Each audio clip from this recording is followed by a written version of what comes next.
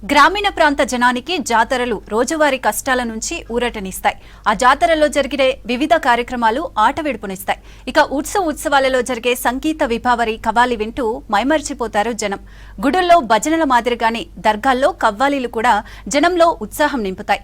పాటలలోని పదాలు అర్థమయ్యాయా లేదా అనే దానికంటే ఆ స్వరాల్లో దాగిన భావమే వారికి జోష్ తెస్తుంది. ఈ కష్టాల్లో తమ కష్టాలు, దుఃఖాలు, బాధలు మర్చిపోయి సంగీతంతో ఒక్కటవుతారు.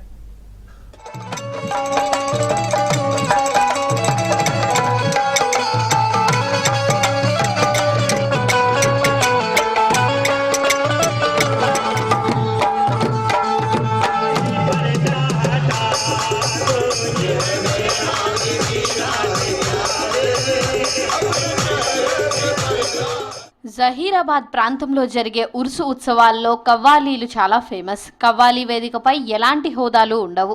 ధనికుడు, పేదవాడు, చదువుకున్నవాడు, చదువు లేనివాడు అనే తేడా లేకుండా అందరూ ఒకే నేలపై కూర్చొని వింటారు. సంగీతం ద్వారా సమానత్వాన్ని, మానవత్వాన్ని బోధించే అరుదైన కళారూపమిది. అందుకే కవ్వాలి కార్యక్రమం కేవలం వినోదం మాత్రమే కాదు, అది ప్రజల జీవన సంస్కృతిలో భాగంగా మారింది. న్యాల్కల్ పీర్ గయబ్ సాబ్ ఉర్సు ఉత్సవంలో జరిగే కవ్వాలి పెద్ద స్టేజీలపై జరిగే సంగీత కార్యక్రమాలకు ప్రత్యామ్నాయం కాదు. అది ప్రజల హృదయాల్లో నిలిచిపోయే అనుభూతి. సామాన్యుల జీవితాలలో ఆనందాన్ని పంచే, భక్తిని బలపరిచే, మతాల మధ్య గుడ్విల్ను పెంపొందించే శక్తిగా కవ్వాలి నిలుస్తుంది.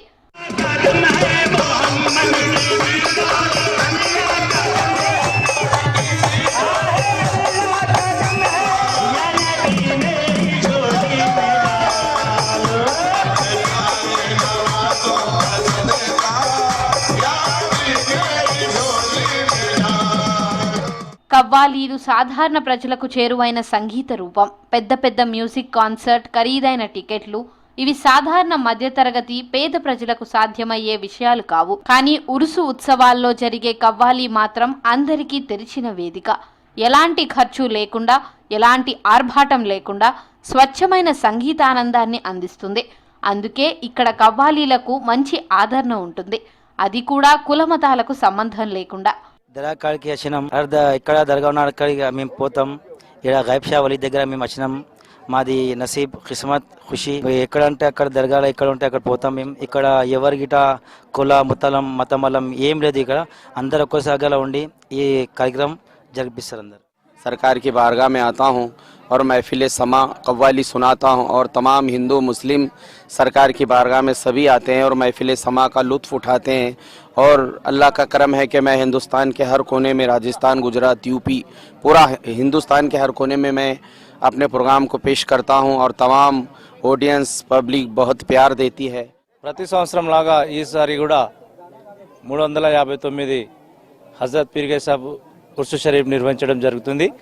దానిలోనే ప్రత్యేకంగా కవాలి ప్రోగ్రాం ఉంటుంది. దీంట్లో అన్ని మతాల వాళ్ళు కూడా పాల్గొంటారు. ఇక్కడ పెద్ద గురువులు వస్తారు.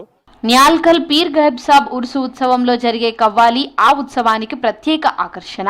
రాత్రివేళ దర్గా ప్రాంగణం వెలుగులతో, ధూప దీపాల సువాసనతో నిండినప్పుడు కవ్వాలి మొదలవుతుంది. అప్పటి వరకు ఉన్న గందరగోళం ఒక్కసారిగా నిశ్శబ్దమై ప్రతి మనసు ఆ స్వరాల వైపు మల్లుతుంది. కవ్వాలి గాయకులు హార్మోనియం, డోలు, తబలా తాళాలతో ఆలాపన మొదలు పెట్టగానే వాతావరణం ఆధ్యాత్మికంగా మారిపోతుంది. ప్రేమ, త్యాగం, మానవత్వాన్ని చెప్పే భావాలు పాటల రూపంలో ప్రవహిస్తాయి. చాలా మంది పాటలు పాడుతున్న కళాకారులపై డబ్బులు చల్లుతూ తమ ఆనందాన్ని వ్యక్తపరుస్తారు.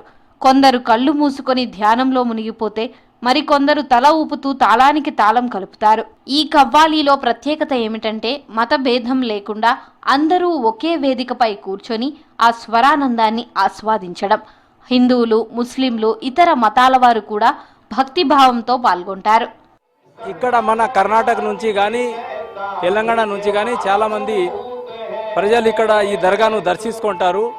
ఇక్కడ స్పెషల్గా చెప్పుకోవాలనుకుంటే ఖవాలీలు ప్రోగ్రాము చాలా బాగుంది. దీంట్లో మీనింగ్ఫుల్స్ అంటే ప్రతి ఒక్కరికి కూడా మంచి ఆ పాట రూపంలో కూడా అందరూ ఒక న్యాయము అనే ఉన్నట్టుగా పాడడం జరుగుతుంది ఇక్కడ.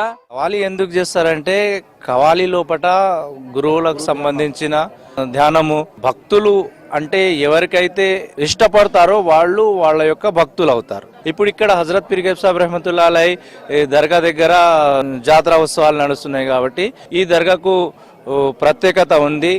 భక్తులు ఇక్కడ వచ్చి మొక్కుబడి తీర్చుకుంటారు. కవ్వాలి ద్వారా పీర్ గైబ్ సాబ్ బోధించిన సహనం, ప్రేమ అనే విలువలు మరోసారి గుర్తుకు వస్తాయి. సంగీతం మనుషులను ఎలా కలుపుతుందో ఈ సందర్భంలో స్పష్టంగా తెలుస్తుంది. రాత్రి గడుస్తున్న కొద్దీ కవ్వాలి వేగం పెరుగుతుంది. గాయకుల స్వరాలు, శ్రోతల స్పందన కలిసి జోష్ పెరుగుతుంది.